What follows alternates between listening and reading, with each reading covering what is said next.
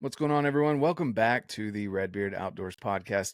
We are doing a take two a year and a half later because Laura's so busy and has so much stuff going on. We can't get her on the internet. So, with that being said, we've got Laura Groesbeck, and she is just someone that has stuck out to me as her and her husband love getting outdoors. She definitely enjoys getting out there and getting after it. She just killed a black bear recently in the last couple months. Love sharing her story of going fishing, spending time with kids, the family, outdoors, and she makes some really cool art with skulls and other things that you guys can send her way, and she'll make it look good for you. So there's a lot of reasons I want to bring Laura on, but essentially just love highlighting parents, men and women that are in the outdoors and love sharing these experiences with their kids. And kind of strikes home for me because my kids just went off to their first day back to school today. So yeah, summer's over, they're back to school. Kind of enjoy that, but at the same time I kind of wish they were home. And Yeah, I so feel you. anyway, yeah, exactly. But with that being said, Laura, for people that don't know who you are, who are you? I am just a mother of four, outdoors woman, and an artist. And I just spend all of my free time, literally all of my time, outside with my family, by myself, with my husband, and with a couple really close friends, just making as many memories as possible. That's really big for me, is always going out there and really making the best of my time, doing things that will stick with me for the rest of my life. It's awesome. And with that, being able to share that with others, it's hard sometimes to be able to, especially now that hunting season's upon us, for the fall anyway. It's hard to line things up sometimes with other people's schedules. If I'm understanding correctly, your husband is a guide, correct? Like, he used to guide, but Okay. he guided for 2 years, and then he's taken the last 2 years off. So it's something he may do later in the future, but it's just, I know you've met and talked to a lot of other guides that have families. It's a really hard balance between guiding, and especially if your family is into the outdoors. Like, it's one thing if just the guide is in the outdoors and your wife and your kids are not so much, but we all live it. So it's taking the sacrifice to go work and guide when you can be missing those opportunities and make the memories with your family. So he's been staying home the last couple falls, which I'm happy about. Yeah. He still goes hunting with you though, I'm sure. Yeah, we get the opportunity to go out a couple times a year. We always say we wish we had more time, but it's he has his hunts where he will apply and go out of state, and I have my hunts around home, and then our kids we take out and we take turns taking them hunting. So in the big picture, though, we spend 100% of our time doing outdoor stuff. There's only a few opportunities where we really get to make those memories together, but when we do, they are the most epic memories. That's awesome. Yeah. Yeah. So I guess let's get from the beginning where what got you into the outdoors as much as you are. I mean, because you're not just pigeonholed into one thing, which isn't necessarily bad if some people are super into deer or super into elk or whatever. It's not necessarily a bad thing, but you were very spread out across the spectrum. I mean, like I said, you just killed a bear this spring. I believe it was the spring hunt. And then you had you just went spear fishing. Your kids were out there fishing as well. You guys do a lot of things. It's not just one particular thing that you're all about. So what got you into spending this much time outdoors? Well, growing up, always had just it in me to be in the outdoors. I was always playing. When I was little, I used to be into the survival stuff. I'd go in my backyard and I'd build a really crappy shelter, 2x4s and grass, and pretend Yeah. I was surviving in the woods, and trying to figure out if I could eat bugs and survive, just stupid, silly stuff. Yeah. Which progressed later on to my want to get into hunting. My dad would always go out. I grew up in Eastern Washington, which it's it was 2 miles from the Idaho border. And all of Eastern Washington is it's 95% private land. And so it's really, really hard to have opportunities to go out and hunt. And pretty much the only opportunities you have to hunt would be like whitetails, turkeys, but no one I knew growing up hunted turkeys, which is crazy because there's an insane amount of turkeys over there. Yeah. And like there's elk, but good luck ever getting permission to hunt elk. Like that's, which I understand. If I had private over there, I would not allow other people if I was hunting myself. So there wasn't a lot of opportunity growing up to get out and go hunting. And my dad used to go over just across the border into Idaho and he would go hunt, but he wouldn't get a lot of opportunities to go. So like when he would go, he's just trying to go out there and shoot a deer. Like it's a lot to take out kids, like as you know. And so from the time I was like growing up, before I was 18, I went with my dad, I think twice ever, when I was 8 and then when I was like 15 for like a half day deal. And when I was 8, I don't know why, my dad took me out and he let me carry my like empty 22 chipmunk. And in my 8-year-old mind, I was like, I'm going to shoot a deer. 22 chipmunk. I had like no tag or nothing. And I just thought I was going to go out and shoot a deer. That's awesome. Just a funny thing to reflect back on. While I was growing up, my stepdad, who was part of my life for the time I was 8 until I was 16, he would let me tag along to elk camp one weekend a year, and I would go up with him. I'd have a tag in my pocket, and we'd just go walk clear cuts. And I always enjoyed just being outside and in the mountains and just around the animals. I always liked looking for things. So like looking for animals was really fun. Like I like looking for everything, like rocks, sheds. Like I just enjoy that. I don't know what mental illness that is, but I have it. And so growing up, I didn't have the opportunity to go out like I wish I could have. When I got into late high school, I would drive my dad's Honda Civic up into the mountains, and I knew where like the public boundary was, but I honestly can't believe I didn't die because I would just like get out and go walk like into the mountains and just in the woods and aimlessly hope I'd find a deer when I was like 17, 18 years old, my junior and senior year, but never got anything. I got my first deer with my children's father when I was 17. It was a beautiful buck. And the moment I shot that deer and got over to it, it was like a freehand shot with my 243, my Ruger 243, at 143 yards and dumped him. Got over there and I was done. I was like, this is it. Like, this is the bee's knees. I was so, that moment was so important to like what carried the love for hunting on, because there was a period where I had 1 weekend a year for like the first 7 years, because I had my first child when I was 18 and I was a stay-at-home mom. Absolute blessing to be home and raise my kids. But in that beginning time with your kids when they're little, to be able to go out as the mom is very difficult. So 1 weekend a year for 7 years, and it was just for deer. And I was always very lucky to get it done. And I really hadn't been able to capitalize on all my wants to go out and be more part of the outdoors until like 7 years ago now. And I just went all in, and it's been the most exciting ride to finally do all the things I wanted to do. And now I've got the problem where I want to do everything. It's like life is chaos. It's absolutely awesome, but it is just crazy. That's awesome.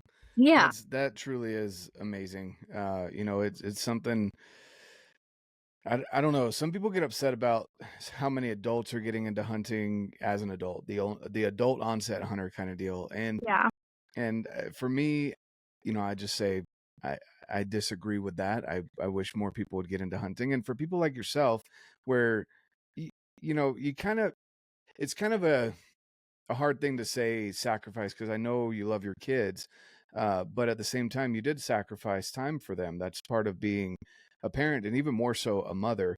And let me put the caveat of a good present mother or parent, because you can just have kids. It's not that simple, obviously, but you can just have kids and just let them run feral and do whatever and not be a good parent, right? And still do what you want to do. But I do tell people that have a lot of cool hobbies or things that they want to get into. When you have a kid, it doesn't necessarily stop you from doing certain things, but it does postpone things if you want to be, again, the best parent that you can be during those initial phases of their life. And then when they get older, which I like the baby phase, that's fun and whatever, but I appreciated more when my kids were just past toddler, where they could actually go out and hike. And yeah, maybe I carried them a little bit, but they would go hike with us. They could hold a fishing rod themselves. They could go on a kayak and help me paddle. Things like that.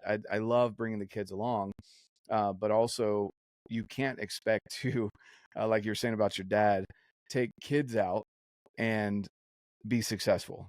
At least not, you're not going to kill, maybe your objective buck or elk or whatever. You might have success every once in a while, but the kids, unless you want to be a stickler and make them be quiet and just, yell at them all the time. If you want to have fun with the kids, you're not necessarily going to kill the biggest animals or maybe even fill a tag, but your kids will build those core memories of dad took me here or mom took me there. And those things are definitely important. So you said about 7 years ago is when you were able to start diving all in. Is that kind of when your kids hit that spot where they could go with you, or what changed? Honestly, it's when my first marriage, when I got my divorce, just didn't work out. It was an unfortunate thing, but Mm, like I can yeah. say 100% him and I get along really well now, and we're both in like really good places and happy. And like I have my husband now, Jace, and we have a beautiful life, and he's got his girlfriend, and they have a great relationship, and we co-parent amazing. So even though the reason for my ability to go out and do more things was because of divorce, which is never a fun thing Hmm. to talk about, it Right. led to both of us having healthier, happier lives, and then a healthier, happier like relationship to raise our kids together. But when I got my divorce, and then all of a sudden I had like every other weekend, which prior to I Hmm. literally had zero time, I took the opportunity. Instead of like maybe some of the stereotype classic, like, oh, I'm gonna go crazy and go like party and I'm free. I literally, the first free weekend I had, I went on a solo backpacking trip with my dog Kimber because I wanted to go do something I'd wanted to do forever and something I was scared to do, which was sleep in the woods at night. So I was like, I'm gonna go take the opportunity to do something to help me grow, like right out the gate. And I just had that mentality the entire time, and I went out and I just spent all of the free time I then had doing the things that like Laura wanted to do when I didn't have to be mom. So I got out, started to hunt more and take advantage of the opportunities I then had. And then I met Jace within just shy of a year of when I had my divorce, and he was all in. Like, he hunted year round, he trapped, and he fished. And so I got the opportunity to like you grow with somebody too. So when I met him, just wanting to have like a friend who enjoyed the outdoors, and he was like, "Oh, I really like this girl." And I was like, "Hey, bud, you want to go hunting?" Well, we hit it off, and like we were Yeah. soulmate best friends right out the gate. And went and shot my first bear with him within a couple months of meeting him, and that was just such a big deal for me. Since I had just like 2 months before I met him, bought a Washington fall bear tag because I was like crap my pants, scared of bears always since I was a Yeah. little girl, and I decided that I wanted to go hunt them to like get over my fear. That's a big thing to me in general. It's just like doing the things that make you scared and overcoming them, but especially at that point in my life. So Hmm. yeah, it just met him, and like when you're with someone who wants to do all of the things you want to do, it was just like we made 10 years worth of memories in the first year we met each other. And we just, yeah, our whole life revolves around it, and we support each other and doing all of the things outdoors. And that's just really what just helped me take off with all of the things I always want to do in the outdoors. So yeah, it's been a Awesome. fun, amazing ride. Yeah. Yeah. No, for sure. I mean, that's, that's just kind of going into I guess the catalyst with the divorce. You know, sometimes, and that's kind of how I feel like if you are going to split up, it probably is very emotional, but at the same time, try and be amicable about it, because I see people. We've got a neighbor that I mean, they've been divorced for I don't even know how long, and she's still just piling things on, and upset when he signs their kid up for, you know, soccer or things the kid wants to do because it's an inconvenience for her, things like that. uh, don't throw the kids in the middle of it, you know, and don't and more than anything, you don't have to be best friends. It's cool that you guys get along, but at the same time, like it's a big deal. And it sounds like it was for the best in your guys' situation, which sucks to say, but at the same time, you guys were going down different paths and kind of pulling that yoke of marriage. If you guys know what a yoke is, I'm not talking about egg yolks. I'm talking about the yoke like they refer to in the Bible, where they had the yoke across two oxen, right? And if you're pulling in separate directions, that cart's not going to go anywhere. But when you get on the same page and pull in the same direction, that's double the speed, double the power going into that. So it's cool that you found someone that is on board with you, loves your kids, loves getting them involved with things, and that you took that opportunity to grow. You didn't take that opportunity and you know, fall into depression or anything like that for an extended period of time. It was, well, now you can grow, and then of course you can bring your kids along as well as you've learned and as you grow in the outdoors and the things that you've been doing. So, you know, 7 years, is funny to think about that, because that's about the time. I'm trying to think. No, it's been probably 10 years for me. Never mind. I was going to say it's been, yeah, 10, 11 years since I've gotten into the Western outdoor stuff. So was bear your first harvest or your first kill?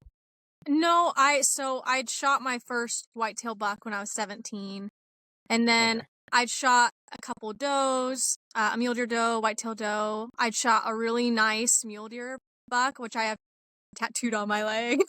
Because that was my first successful solo hunt, my first Hmm. mule deer buck, and my first muzzleloader Wow. harvest, which was like everyone always was like, no freaking way, but it was 256 yards with an open sight muzzleloader.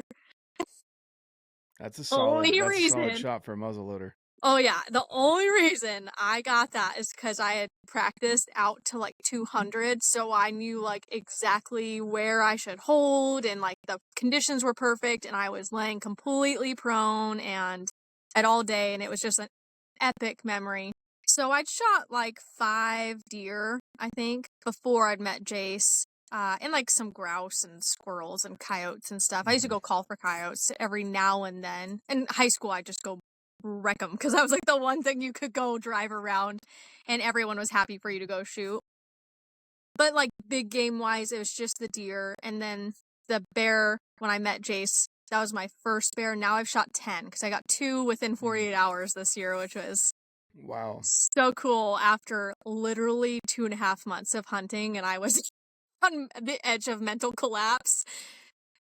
Weston was with me for the first one and Leo's with me for the second one, so it was really, really special. But yeah, all of the like waterfowl hunting, like elk hunting. I'd been elk hunting before growing up, like I said, with my stepdad, but it was just like walking around and I don't think he took it very serious. So uh but I actually got my first elk by myself, which was super cool, and then I got my bull last year by myself, which was really special.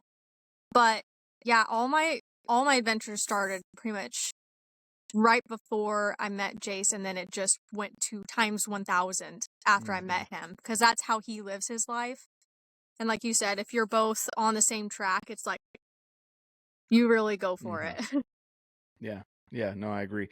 It is something that, you know, I've noticed in my own marriage as well. You know, when I'm being stubborn and trying to pull one direction, and she's, you know, it just doesn't seem to work until we're on the same page, and it's like, man, nothing can stop us now. This is pretty Yeah. cool. So yeah, that's really cool that you've had that experience, and that's awesome that you had your children with you this year when you were able to kill those two bears.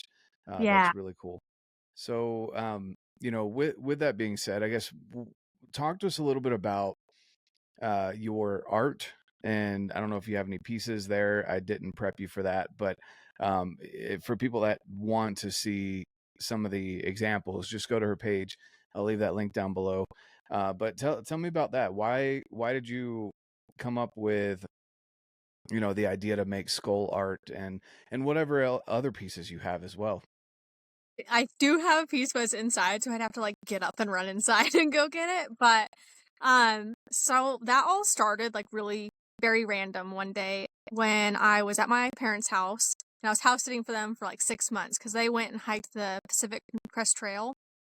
And this is the house I grew up in, so this is nothing new. But one day I was cleaning up the house and I was like looking up at the bookshelves, like their little library section, and on the top of the shelves there's a bunch of skulls. Like there's a couple black bear skulls, a bunch of coyote skulls, javelina skull, and then above that on the wall are some mounted like whitetail euros.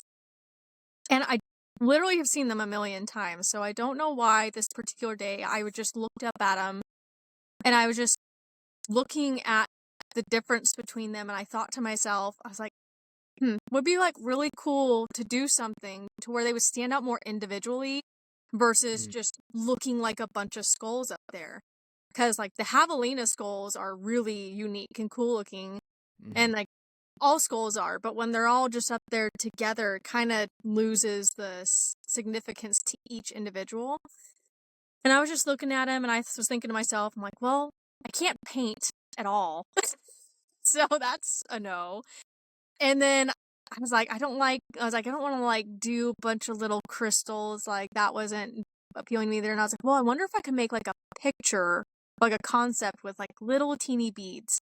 I was like, I wonder what that'd look like. So I messaged my dad on his InReach and I was like, hey dad, can I bead one of your coyote skulls? And he said, yeah, sure, go for it. So that night, I literally drove to Michael's, the next town 20 minutes away, and bought just this variety of cheap, colorful seed beads and just grabbed some random glue. I think I got E6000, which is not good for doing that, by the way. And I just got home and I kind of like took a pencil and drew on this American flag design and did an A in the center for Anderson, which is my dad's last name. And I was like, okay. And then I was like, now what? Like, I didn't think past like how I was actually going to do this. And so I still have this coyote skull in my office and it looks like absolute garbage. But I finished it in a 2-3 nights. I stayed up like all night working on it and I finished it and I was like, oh, well, it like looks not that great, but like I like where this is going. Like this is really fun. This is cool. So then I just put a post on Facebook. I posted it. And then I said, if anybody has like a skull that they'd like done, I'll do it for free if you basically let me practice on your skull. Not super convincing when you look at this, but Right. but my best friend's husband had a bunch of just like random skulls in his garage. Some were kind of broken. He's like, here, you can just work on these for fun if you want. And so I took those and worked on those and posted them. And then I worked on a couple others. And as I shared them on Facebook, like 4 months after I started doing it, a guy reached out and he said, hey, if I brought you like my elk skull, would you beat it for me? And I was like, yeah. Like, he was like, what, like, how much do you charge? I'm like, oh, you pay me? Like, oh my gosh. So I think I quoted him something like very small and he brought it to me and he said, do whatever. And I did an antler restoration on it and beaded it. And that was my first commission. And actually this gold necklace I'm wearing right now, this little gold nugget, was a tip that he gave me on my first commission, which is why I had it made into a necklace because it's really special. So, but That's then it awesome. just all went from there and I would just share what I was working on and it got me work and that's how it all started. And now I have 22 customer skulls in my office right now, which is epic. I actually have the Utah state record, archery state record bison downstairs to beat as well, which is pretty cool. Really? Yeah. And, same story with my antler jewelry as well. Like I No just made it. pressure with that one. No, yeah, no big deal. I'm gonna sit there and sweat on it for at least a week. Yeah. But same thing with my antler jewelry. I just made it for myself because I liked the idea of it. And then I just shared it on my Facebook, like, oh, look what I made. And then I got asked by a couple of local gals, like, oh, if like, can I buy one from you? Will you make one for me? I'm like, oh, yeah, heck yeah, I'll make you one. And then just same thing. And it happened within the same time, like within 6 months. So Mm-hmm. been an absolute blessing because at the time I was stressing about what I was gonna do with my life pretty much because like this was only like 8 months after my divorce and I had moved in with my parents and I like became a mom at 18 and I have 4 kids now and so like having a schedule that caters to my children was really important and so God just knew what I needed and he helped me out and he gave me my answer. So yeah, it was just an absolute blessing all around. I truly love what I do. I always used to do charcoal drawings when I was growing up of like wildlife and Mm-hmm. I never got to where I was happy with it. But I had that like need to create art and the Mm-hmm. skulls were like what I needed to satisfy that need to create. Yeah. Yeah. Yeah. Oh, that's really cool. Is that what you do full time now? Yep. Yeah. Been doing Wow. it full time for 6 years. So, That's amazing. yeah. That's cool. What do you do as far as, promotion? I know obviously your Instagram page, but what are some other ways that you go through and promote that? It really pretty much is all of Instagram, but I do go to the Salt Lake City Hunt Expo every year. That's the one show I've been able to like set time aside to go down and do. Just because, like I said, I got 4 kids, 4 dogs, trying to shuffle them around so I can be gone for longer than 24 hours is quite Yeah. the effort. But I go down there, I'm a vendor, and it's really special because I do enjoy. I've been a vendor down there for 4 years, and I get to see a lot of familiar faces, vendors, and people who come attend. And I get to put my work in front of people so they can actually see it in person. And it's just such a different experience for people to see it Yeah. like firsthand. Besides from that, it literally has been all of Instagram. Instagram, my business page is what got me to where I am with my business today. And it feels pretty special in the fact that like through all of my reels and pictures, millions of people have seen my work is pretty mind-blowing and pretty cool and special. No, I agree. That's awesome. And that is very unique.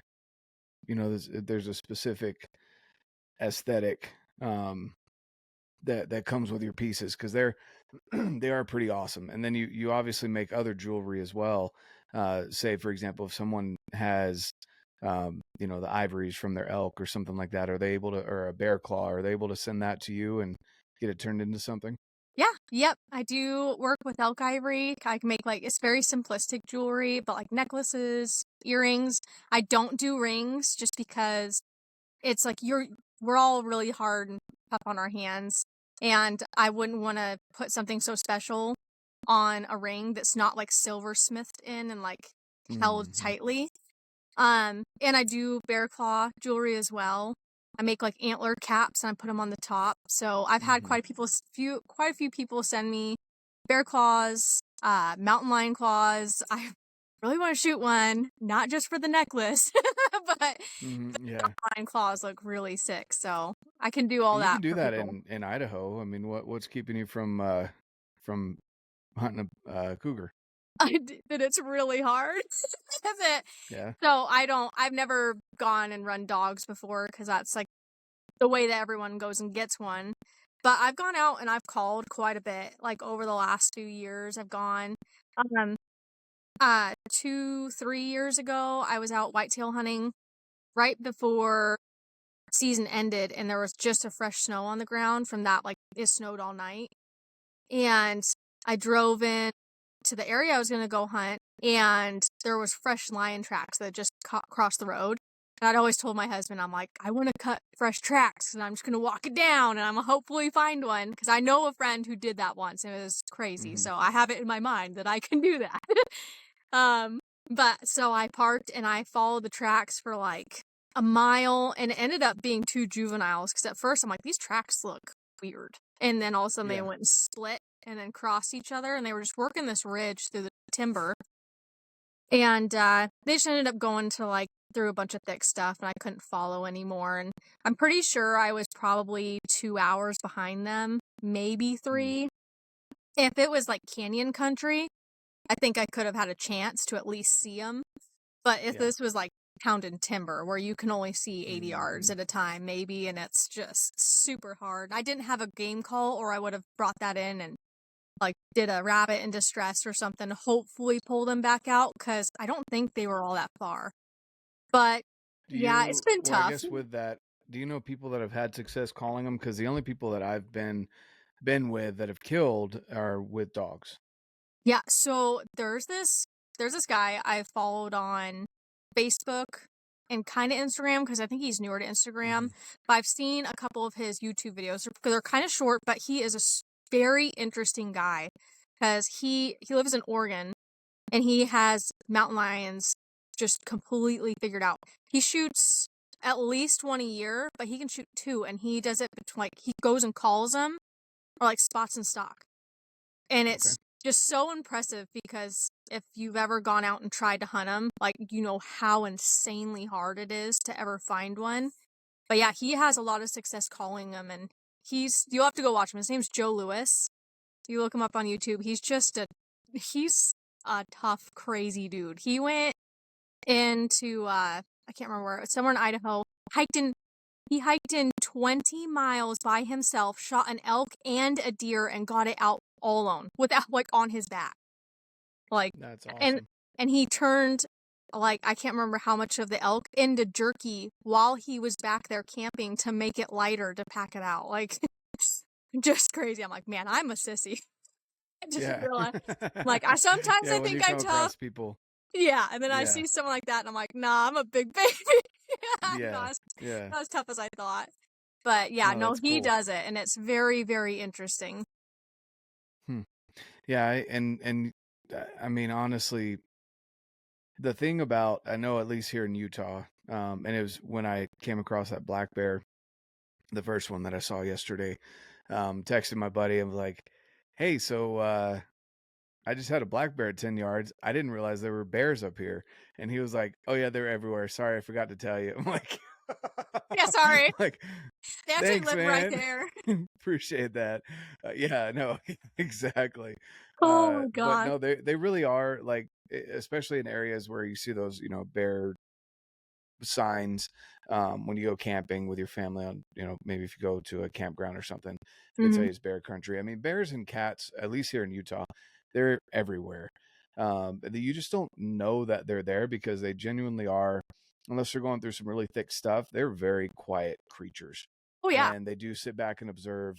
Cats probably, I don't know, I'd say cats probably spook me the most.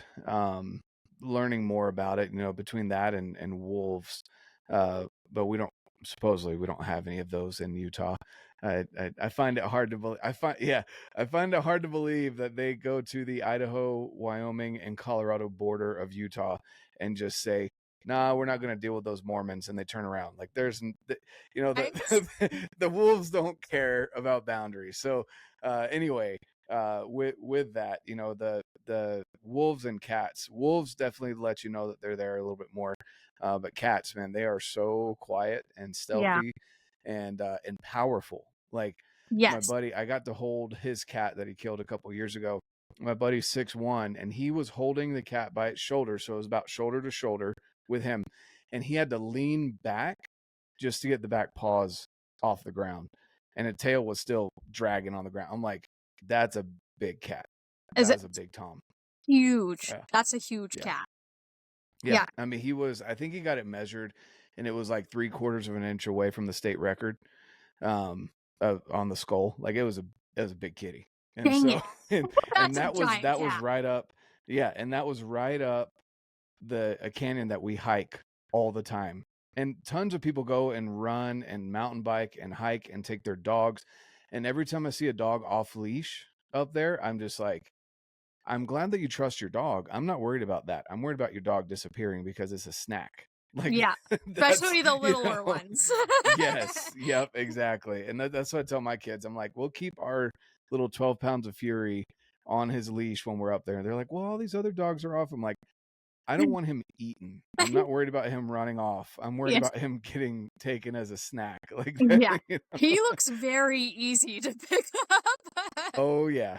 Oh yeah. He Oh. looks like, I mean, our dog is just essentially, I trimmed my beard and put a leash on it. Like that's really what he looks like. That's all he is. Blow away with the wind. Yeah. Yeah, Yeah. exactly. I threatened to, if he didn't break 10 pounds, I told my wife, healthy 10 pounds, not a fat 10 pounds, but like if he didn't bulk up to over 10 pounds, I was going to start giving him creatine. My wife was like, no, you can't do that. He's on a bulk. He's getting it. Yeah, he's bulking. Yeah. Oh He's got to live man. up to his name. His name's Zeus, so he's got to be powerful. Yeah. He's got a while to go. Yes, Oh, yes, he yeah. does. The cats But are no, definitely the creepiest. yes, yeah, because they really are just super stealthy and they're super powerful. Like they really are majestic. Like if you ever watch one walk and just how they stride, I mean, they're beautiful cats, Mm-hmm. beautiful animals in general. But at the same time, like when you put your hand up to their paw and it's the size of your hand outstretched, it's like, yeah, imagine that swiping across your face with the forearms that they have and the claws extended. That would Yeah. not be a good day. You're not gonna have a face anymore. No, Mm-mm, your face mm-mm. gonna be Yeah, gone. yeah, their forearms are huge too because the way they're climbing all the time and everything, they're just so powerful. But Mm-hmm. um, anyway, I'd love to hunt one day. I still have elk and other things I need to kill first, but Yep.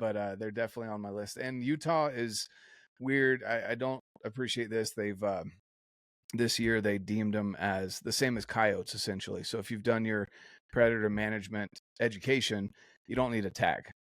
So, you know, I mean, I know there's a lot of them, but I don't agree with that either. Yeah, I did see that they changed that recently, and like I'm all for predator management because that's why we go out and we hunt bears every year. And we go shoot coyotes, and if we ever had an opportunity to shoot a mountain lion or any other predator that we had a tag for and was in season, like we absolutely capitalize on that. But there has to be a management plan for like them because I don't think that that's right either. I feel the Yeah. same. Yeah, we don't want to So eradicate them either, which, you know, again, it goes back to, are you really going to do that with cats? Like people aren't going to put, I feel like aren't going to put all that time in. And no. most of the houndsmen that I know actually prefer to only kill very mature toms or females that they can tell are past their prime. And even then it's still kind of iffy. They prefer very mature big toms. Yeah. And even then some houndsmen don't like killing the animal. They just like to pursue them. And that's a whole nother thing. But essentially, I was showing my son, our little 10-year-old, he's afraid of bears when we go camping. Anytime we see that bear sign up or whatever, and I'm honest with him. I'm not gonna lie to him and say there's not mountain lions and bears out there, but at the same time, I don't want him to be scared of it, especially not at night. And so I think it was good yesterday that I was able to capture that on video of me, not someone on YouTube, but me having that experience with the bear, so that he could see it wasn't a scary situation.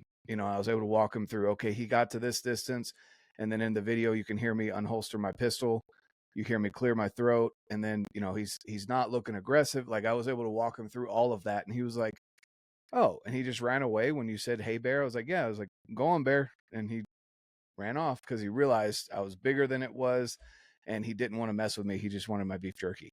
So Yep, he was wanting a snack. Yeah. I can Exactly. understand that. Yeah, I know, right? It really was like I had just gotten done eating and I was about to lay back down to get a little nap in, and then I heard the footsteps and I was like, what the heck? And he was licking his chops like he was hungry. He wanted that jerky. Yeah. But That's great you were able to show your son that though, because Yeah. it is a different, like it's different for them to see like you experience that versus like just some dude on YouTube that they can't like relate to. But yeah. And like I'm sure it'll be not too long where he can come out and like sit with you and have those experiences, and like that goes such a long ways. Like it has with my kids too, because like I've been getting my kids out for a long time. Like since Allie was 4, she's the toughest one in the house. She's like little teeny, strong and mighty little mouse. And she's been going out since she was 4.5. Went and helped me go look for a bear when she was 4.5. 5-mile round trip, walked the whole way in like the heat. And she can fish her little heart out. And then like all my kids are like, can thrive out there. And it's just when you get them out a lot, then they just adapt and they really grow from it. I'm sure as your kids have too.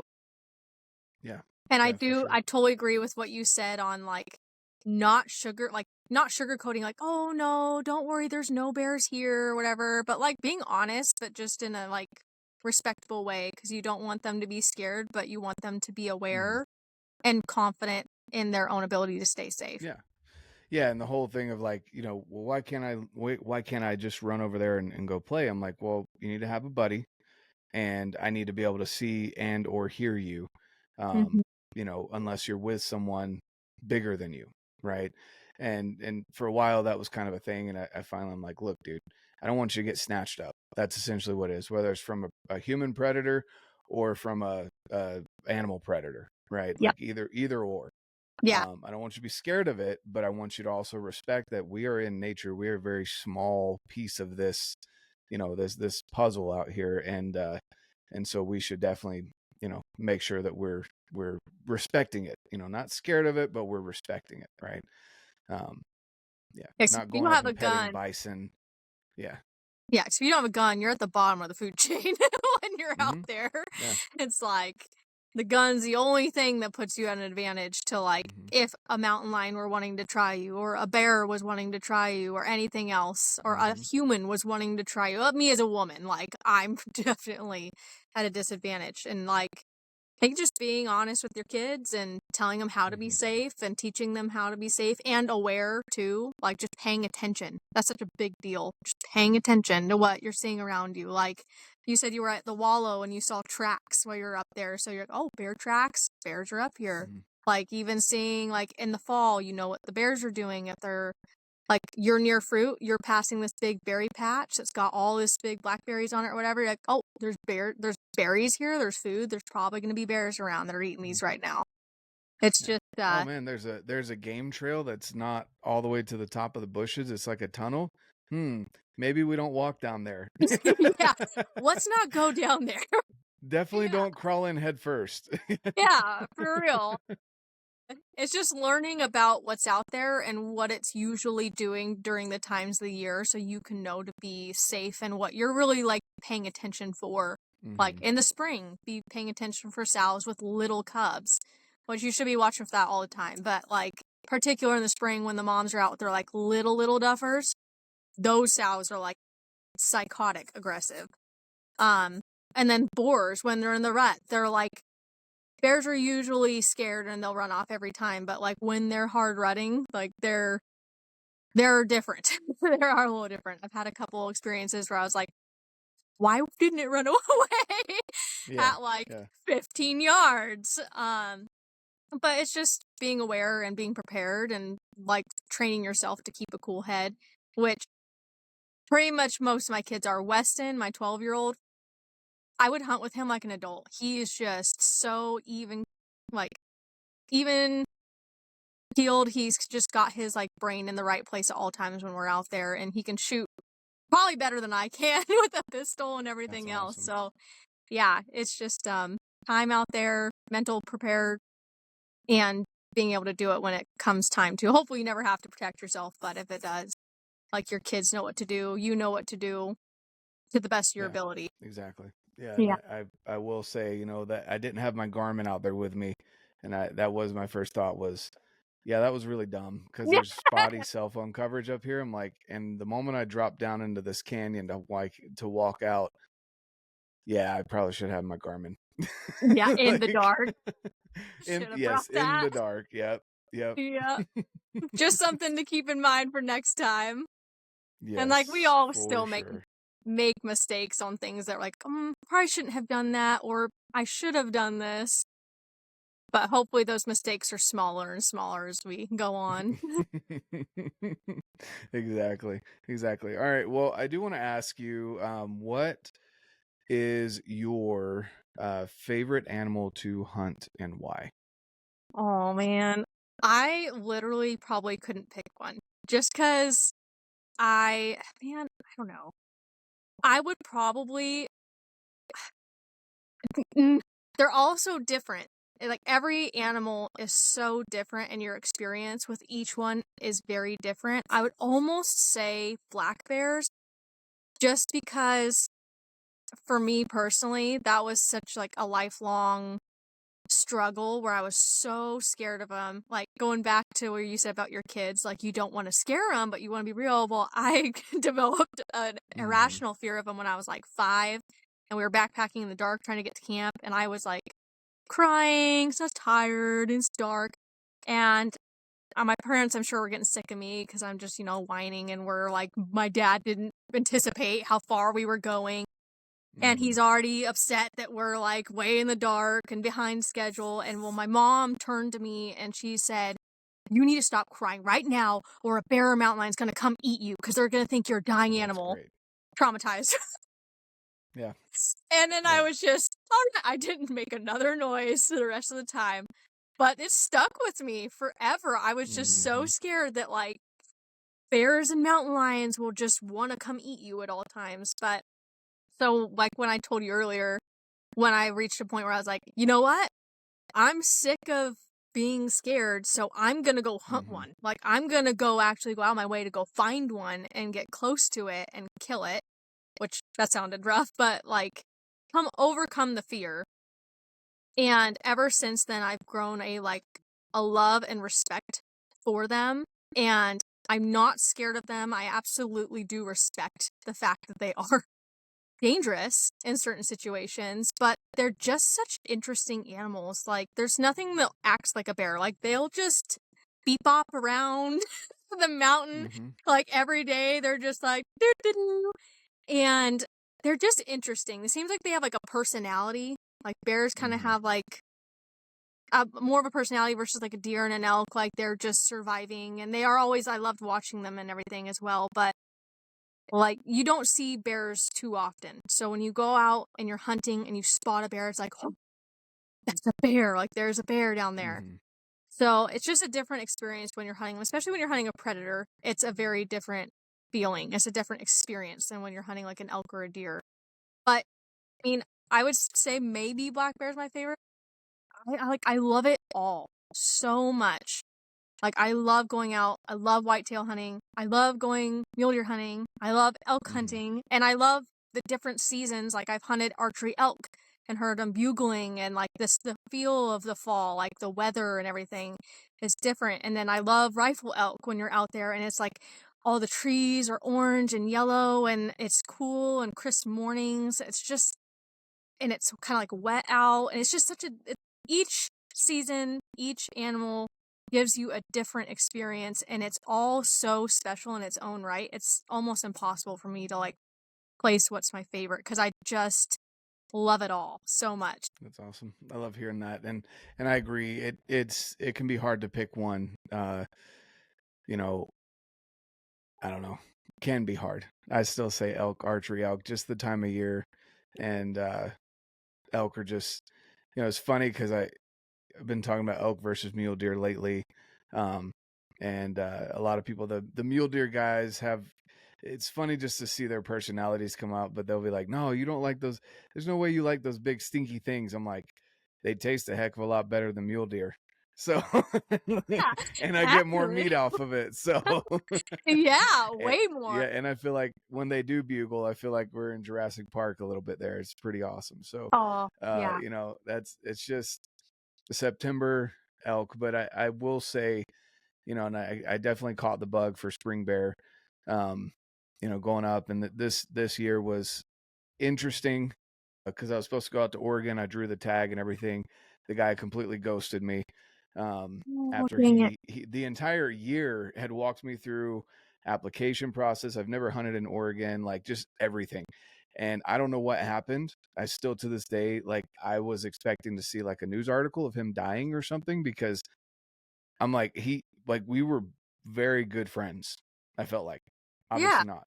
And he's the one that invited me, told me to apply. Like, it wasn't even hey, I'm going to do this. Can you help me? It was him telling me, do this. Come on. I want to take you hunting kind of deal. Yeah. And so a week before I was supposed to fly out, I canceled all my flights, everything. Cause I'm like, I don't know anyone out there. I've literally never been to Oregon, let alone go for a bear hunt. Yeah. And I've never hunted bears. I said, there's too many firsts for me to be comfortable going by myself. And Yeah. so I pivoted, went to Idaho, which is over the counter, have some buddies up there that they'd killed bears already. I'm like, hey, do you guys, I don't like asking people for their spots, but do you have a spot that I could go for these 4 days that I have? And on the third day, got it done. So to That's a spot awesome. I'd never been before, and it was hotter than Dickens out there. I don't know if I mean, you're in Idaho. You're in northern Idaho, though, aren't you? It's like north central, so like the bottom of the Mm. panhandle. It's Okay. gonna be 100 and it's gonna be like 100 degrees Say today. It if gets hot. you've got the 2 bear tag, if you've got the 2 bear tag, you're up there in the northern areas. But no, so it was right around Boise ish, and man, it was even up on the mountain, it was 90 degrees. Like, That's it was hot. hot. Yeah, Dang. the bears were not coming out, and so anyway, finally made it happen. Got into some sketchy situations these are the things that I leave out when I tell my wife about. No, it was all great.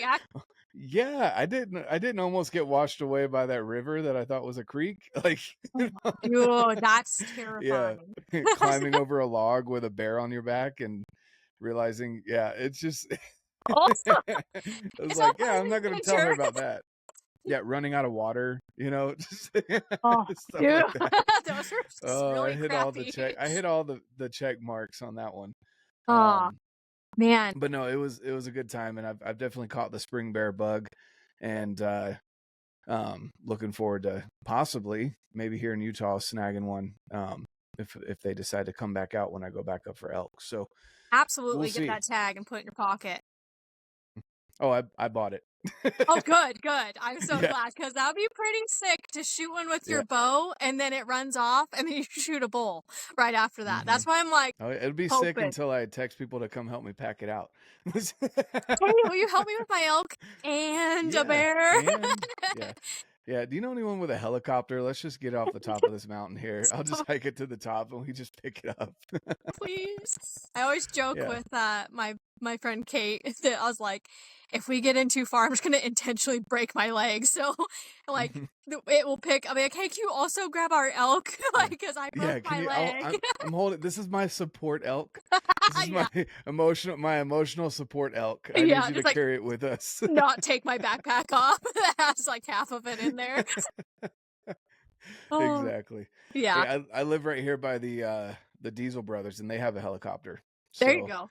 I might have to make that connection. Yeah, oh, I would. I'd be like, hey guys, I made you some banana bread. Yeah. So Yeah, in that Blackhawk case. can carry a couple people, right? Just throw an elk in there. Yeah, I'll give you the back straps if you come pick me up Exactly. in your helicopter. Oh, now we're please. pushing. I will hike it out for the back straps. I'm not giving away the back straps. You just say it got ruined. I don't know what happened to them. They're gone. Yeah. No. Oh man, yeah. But I tell you That's what, awesome. though, it's funny because like we all talk about like, oh gosh, like the hellacious pack outs, and when we're in there, we're like second guessing our life choices. But I tell you what, I enjoy. Like, I have a weird enjoyment for the misery that comes with like either the success or honestly even like the pursuit of like the hunt. If it's like bad conditions or like it's rough or you're like exhausted, I don't know, I have like an underlying like appreciation for the misery because it's like, I don't know, that's another part of the hunt that makes you feel like connected to reality and like real world. I always say like when I go out hunting or I'm out doing anything, I'm in the real world when I'm out there. Like in society, like this is just like the moving parts of life, the machine, and then you get out there and you really live. And I appreciate the misery that comes with it. And I like, brief story really quick. My daughter's whitetail last year was this like smaller 3-point. She shot a nice one the year before with me. in this same canyon, and it's just a nasty canyon. No one goes and hunts it for whitetails because they're like, I'm not going in there for a whitetail. Yeah. So I took her in there, and last year we hiked down into it, and I knew a transition spot that I'd always just seen the whitetails. They just cross over when they're rutting right there. And I was like, we're just going to sit right here and see if anything comes by, like ruts by or whatever. And we were only sitting for like 45 minutes, and we got out a little late because it took us longer to get out there than I had thought, drive-wise. 45 minutes in, 3 does pop out right below us, like 100 yards, and are feeding. And I'm like, Leah, there's some deer. And I'm like, just keep eye, because it was like early rut. And I was like, there could be a buck following them. And sure enough, this little 3-point comes out. And I told her, and we also had a discussion on the way up, because I was asking her, like, if she had something in mind that she wanted to shoot. She was like, I don't know, maybe something like what I shot last year. And I'm like, well, whatever gets you excited is your animal. Like, if it's a spike and you get super pumped, and it's illegal, like, that's what, if you get excited, that's yours. If you only get excited with like a 140 whitetail or something, like a bigger one, then that's your whitetail. Like, if it gets you excited and your heart going, that's your, that should be what you choose to shoot. Don't let anybody tell you what you should be your standards. And so it comes out, and I'm like, do you want to shoot it? And she was like, yeah, like, I think I want to shoot that one. I'm all right. So she makes like a perfect shot, and of course, like true last FU, jumps over this like bluff and goes almost all the way to the bottom, which is like, man, I think he rolled like 400 yards. Like, it was far. And we're going, and the light is kind of fading. And we get down to where we're like 100 yards above him, and I see him. I'm like, oh, there's your buck. Like, we celebrate. Like, oh, thank goodness. Like, we never celebrate until we see it dead. Like, you just, something I've learned. You don't celebrate till either hands on the animal or you see it dead. And so we go to walk down there, and I slip and fall on these pine needles and go like, like a slip and slide. Sliding down. Yep. Yeah. And then she's laughing at me, and she literally slips and falls right as she's laughing at me. And we both slide down there. And we're taking care of her deer, and she's looking back up, and the light's fading, it's getting dark, and she looks up, and she's like, oh man, like, this is really gonna suck. I was like, yeah, it was literally like a vertical. It was so steep. And I was like, yeah, it's gonna be a haul. And I was like, I can promise you this, we're gonna be laughing and smiling the whole way out. And she's like, okay. And we get all taken care of and loaded up, and we're hiking out in the dark. And I just told her, I'm like, no rush. Like, there's no rush. We're just going to like pick our way up out of here. And we stopped a few times, and we would sit, and it was like a perfect night. It was so still and quiet and peaceful. And the moon was shining pretty bright. And we would stop and take a break and turn our headlamps off to like not burn the battery out. And we just talk or whatever, and then we get up and we go some more. And we were like our last stop before we just made the final push to the car. And she turns to me and she's like, you were right. I was like, I know I was right, but like, what was I right about? Like, I'm always right, but what are you talking about? And she was like, we were laughing and smiling the whole way up. And I was like, yeah. We were. I was like, that was pretty brutal hike, but like, it's what you make of it. And I was like, we can enjoy the misery and find the fun parts in it, or we can just be miserable and complain about it. And she's like, this is really fun. And so after the fact, she told me that was her favorite hunt so far. And she shot like 5 deer so far. And that's awesome. Yeah, her buck before was way bigger than this one, but this one meant a lot more to her because the hunt was really special. So just like, really special thing to pass on to her. And like, with your kids, it's like there's so much good things that come from your outdoor experiences and hunting that build your character past your goal of going hunting, that you can carry on in life. So that's why one of the reasons why I get all my kids out so much, because it's preparing them for life, not just to go hunt and fish and do these things. Yeah, no, I agree. You know, getting your kids out there One, they're able to be kids. They don't have to be on a screen. They don't need to. Even schools nowadays are sending kids home with laptops in elementary school, and which that's a fight in and of itself, because some of the ads that get let through, I've blown up about, because one of them, which we have no problem with the LGBTQ community as long as they're not pushing it on other people, right? Just like I phrased it this way with my kids, because my kids, hear about it all the time. We actually have, a child that's it's kind of fluctuated whether he's gay or bisexual, but either way, whatever. He's part of the mafia, the LGBTQ mafia, right? But I've told him, I'm like, look, here's where I stand on it. Be confident in who you are. I don't care what it is. You should be able to be confident in that. But also, you don't need to go around making it your whole identity as a part of you. That would be like me walking around telling you how much I enjoy having sex with your mom. And he's Yeah, like, no "Oh, one that's wants to so." hear that. I'm like, look, dude. I mean, whenever I see rainbow flags everywhere and people dressed up and like promoting it, I'm like, that's a sexuality, and what they're saying is, I like to do this in bed. I'm like, that would be like me wearing a shirt all day at home showing you this is what I enjoy. And he's like, yeah, that's awful. I'm like, yeah, that's It what I is. see, right? And I mean, Yeah. that's really, so I'm like, it's a portion of who you are, but it is not all of who you are, right? And so we're very open about things like that. Anyway, going back to the laptop thing, my 10-year-old this last year was using a school approved website, but it had ads on the side. And one of the ads was a quiz to see how gay you are.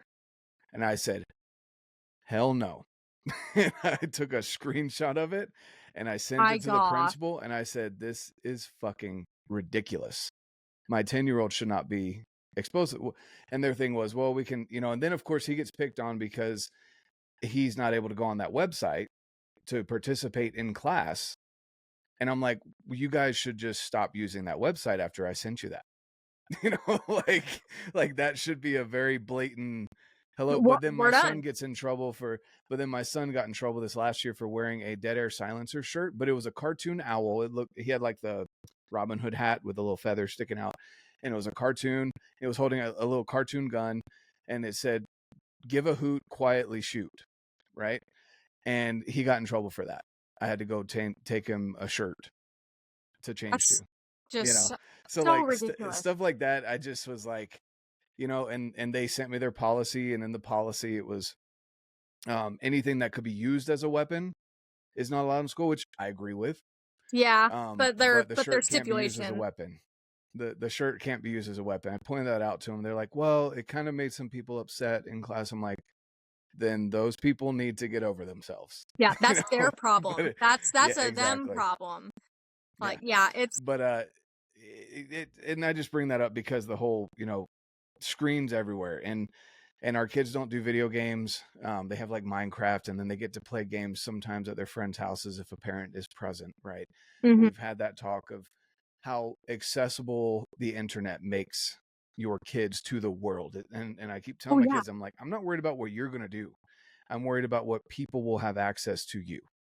Once I give you a phone, once I give you internet access, like, people will have access to you that your dad cannot defend from. Yeah. And that's my job. And so anyway, I went on a little rant there, sorry. But going outside is definitely something that is way better for children when they're bombarded constantly with, watches that are buzzing, or phones, or their friends have phones and they want a phone, and iPads and laptops at school, and all of this stuff that's going on. When I take my kids outside, and sometimes they're like, I'm bored. I'm like, good. Now go do something. It's Like, healthy. go It is figure it healthy out. to Like, be bored. Like, yes, you don't always have to have something going on. Yeah, yeah. No, I'm exactly. really right there with you on the same page of like raising our kids. Like, I'm maybe even like stricter. I think you have some of your kids are older than mine. Is your 10-year-old your youngest? No, our 8-year-old's the No, youngest. 8-year-old. Yeah. But She's like, a girl. So we got a 10-year-old boy, 8-year-old girl, which was also weird because this year we didn't have 3 different schools to go to for opening night. We only had one. Is I that was like, crazy? that kind of hit me. I was like, So nice. wait a second. Wait, we don't have high school and junior high and like, okay, this is a little Wow. weird. Crazy. Yeah. Right? Yeah. But like my kids, like we don't have video games in our house. Um, my kids don't have phones. I bought like a year ago I bought a flip phone. So it's like acts like a house phone, or like if the kids, like my son goes to his friend's house to go play, he can take it with him and call me, or I can shoot him a text, but it doesn't have access to the internet. And like my kids, like I get asked a couple of times, like some of my other friends, when we talk about like parenting and stuff, they ask like, well, don't they ever like, or my dad will ask me like, well, do they ever like complain and ask like, well, can I have a phone? Do they ever harass you? I'm like, my kids really do not like, they, I've explained to them, like, I feel like you're really open with your kids too, and explained, like, you've explained to your kids, like, the dangers of the internet. It's not that you don't trust them, it's you don't trust the predators on there, and they're too young and don't have enough life experience to recognize it. But I've explained to my kids why they don't have a phone. I've explained to them why they don't play video games. And, like, I've explained to them why I'm parenting the way I am, because I feel like it's fair to your kids to have context and actually parent them versus just saying, no, you're not having this, and not tell them why, because they won't respect your judgment or your opinion if you don't explain to them why it is you have these rules.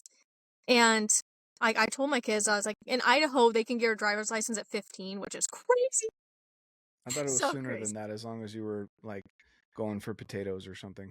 Yeah, if you yeah, if you're in agriculture, I think you can drive at like 10 years old. Yeah. Yeah. But like like my daughter, she's gonna be 14 in October, which is crazy. So in April, she can get her driver's permit, which I will get my certification to be her teacher, because in Idaho they changed it like a couple years ago to like for rural living.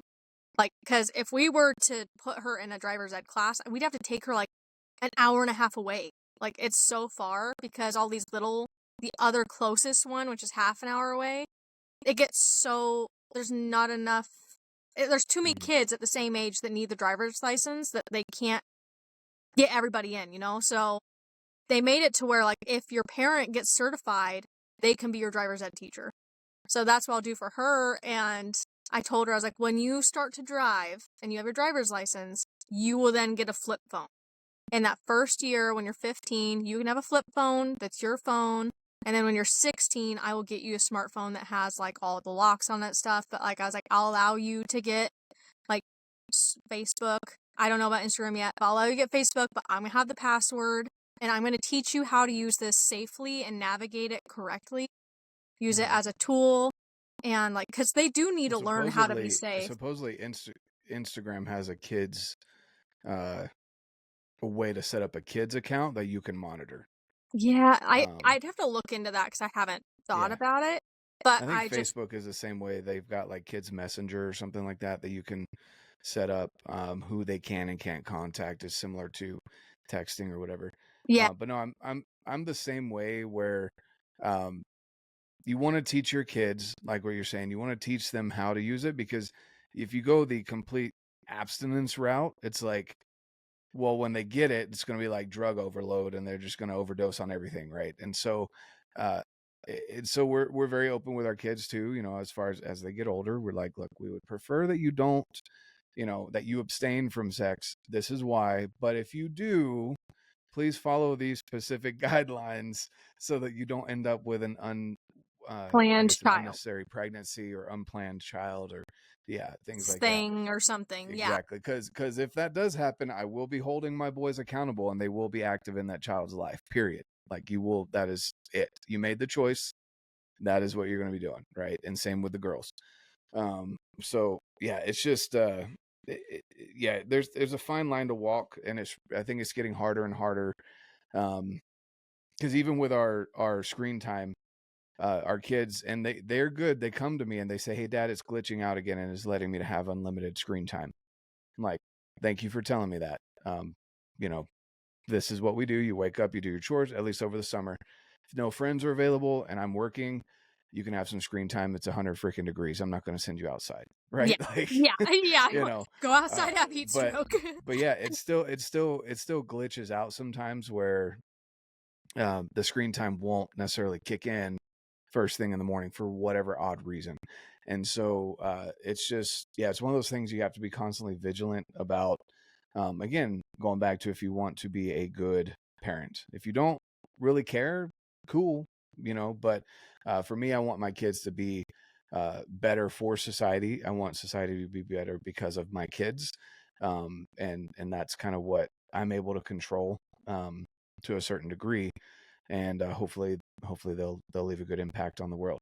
So No doubt that they will, for sure. Because, like, the more I talk with other parents, I've heard more similar views. And that's very reassuring, because for the longest time, I felt like my kids are going to be like strangers in this world because they're growing up so different than everybody else. And granted, they are, like, kids like ours are the smaller percentage of how everybody else is growing up these days. But I feel like I'm talking to more people who have the same mindset on their children's upbringing, and it does bring me some comfort and, like, hope for everybody, because, like, being, like, man, kids are the biggest blessing, and, like, what is such a beautiful time in their life, and it only happens once, and then it's gone forever. And I just, like, I do my best to protect their childhood innocence for as long, like, and as an appropriate time as possible, because it's just such a beautiful, fleeting thing. And I love to hear other parents doing the same for their kids, because there's nothing better and more pure to watch than your kids just being kid. And I'll tell you, last year, our son was 17, he's 18 now. And he chose he said he didn't want to do elk with me, but he wants to do late season archery deer. And last year was so much fun, even though he didn't fill his tag.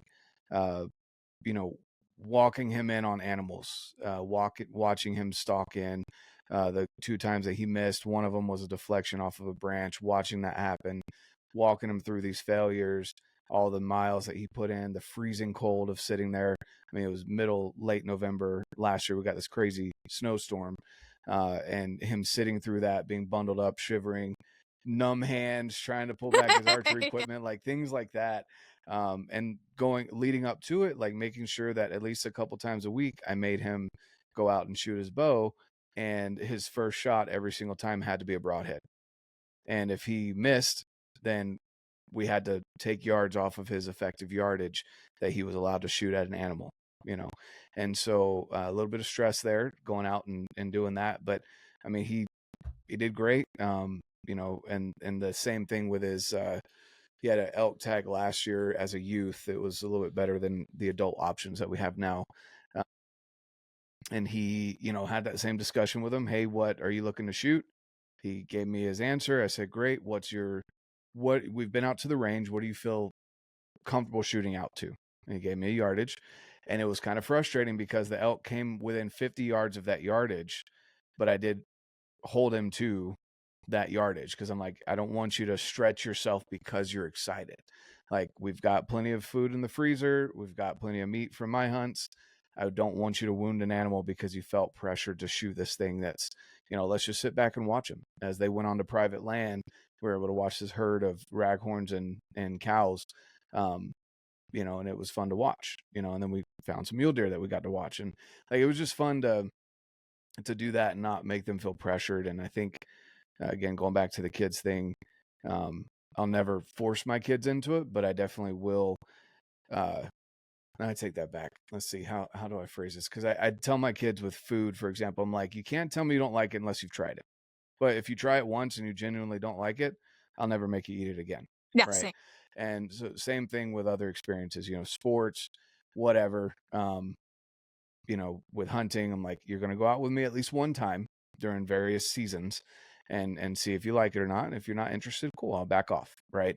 But at least you can say you went out and it wasn't this thing that you made up in your mind of, oh, we got to hunt and hike so far and do all this and, work yourself up. It's getting that experience. And so, I don't know where I was going with that, but Yeah. essentially, No, it's like just not it's a lot forcing of fun kids to getting the go kids while involved. still making them go. Like, I do the same thing with my kids. Like, luckily, like Weston, I never have to ask him because he always wants to go do everything.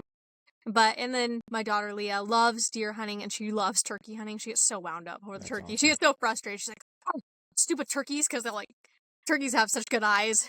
And like, a lot of times we get busted and she just gets so worked up. It's hilarious. But then my son Wyatt just shot his first deer this last year. That was his first year he could legally hunt in Idaho for big game.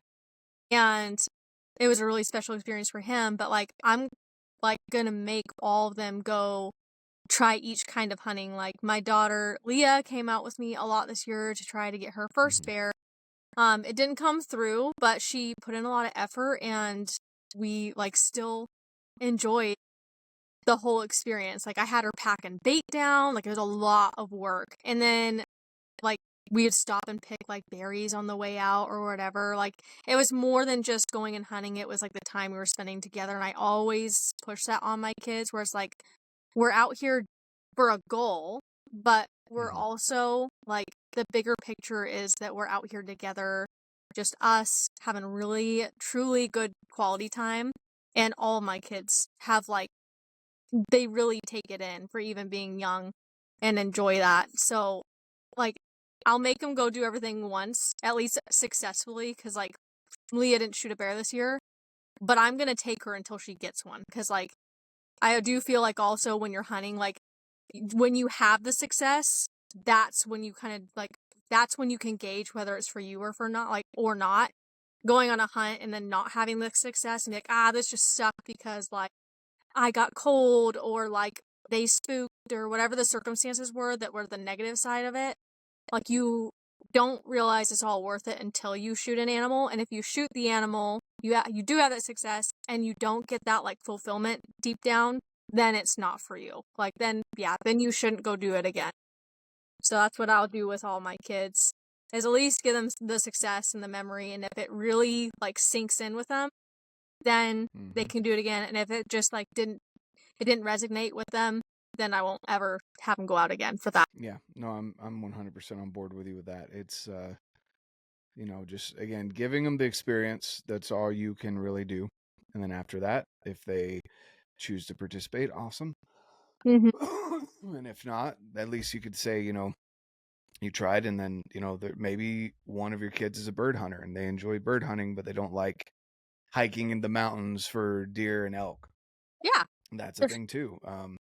It's just, so it just depends on, you kind of feel it out, put pressure on the kids. Like, there's a little bit of pressure that's good, right? Get them out of their comfort zone, but don't get angry with them if they slam the car door getting out of the car, or if they don't want to wake up at 4 a.m. to go and hike 5 miles to go. Like, no one, you don't even really enjoy doing that. Like, come on.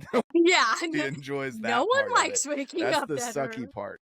Yeah, and you just know that there's animals over there, and you want to go see those animals, so you're willing to deal with that crappy part.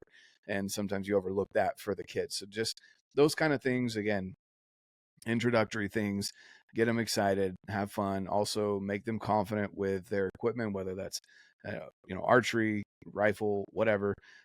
If you're shooting archery or rifles too, make sure your kid's dominant eye is the correct one. It could get real frustrating if you build out a rifle and then you realize that they're left eye dominant instead of right eye dominant. I luckily found that out with my daughter's bow before we got her actual bow. So it's just things like that. Just take the time with your kids. Don't rush them. Don't pressure them more than needed, and make it a good experience. Have plenty of snacks. Keep them warm. Plenty of snacks and water. Hand those kind of things are key.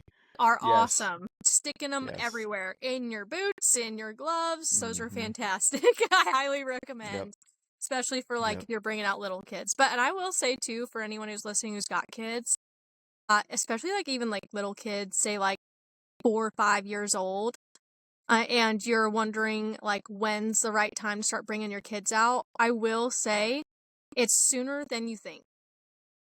It's a classic thing to underestimate your children when they're young, thinking like, oh, well, they're still really little. Like, when you start putting your children in like challenging circumstances, say like going on a hike.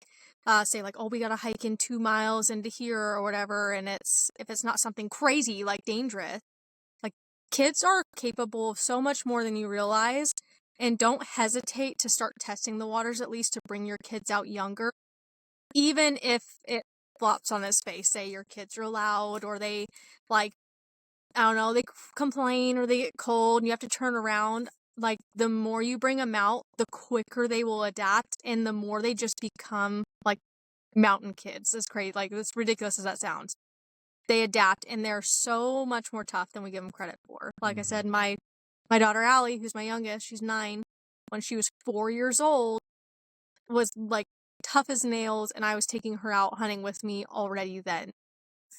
Get your kids out sooner than you think, and like, even like if you said earlier, you leave with an unfilled tag or you don't see as much, I just think it's a very special opportunity to get your kids out there and have the moments with them and get them those experiences. I agree. I agree 100%. Well, Laura, thank you so much for your time today. We're going to make sure this gets uploaded, guys, so we have actual podcast to put out for you. Living in northern Idaho, maybe don't get the best internet sometimes, and that happens, which is good. That's a good thing. Yeah. So with that being said, thank you so much, Laura. And guys out there listening, thank you so much for tuning in again to the podcast. And I will reiterate, I've said this before, guys, but leave a review on Spotify now. You can leave a review, you can leave comments, things like that. That's really the only way that people can tell that this is being listened to, because it's not like YouTube where you can see the views and all of that. It's got to do with the reviews. So we might be doing something soon here where I'm giving away hats or shirts, etc., for random reviews that I get out and read here on the podcast. But either way, I'd appreciate the feedback. Please go and leave a review and get after it, guys, this fall. Good luck on anyone out there with your tags, whether that be bears, elk, mule deer, whitetails, whatever it may be. Go and enjoy it. Have a great time. Enjoy the outdoors. And like I always say, get out, live your life, and love it.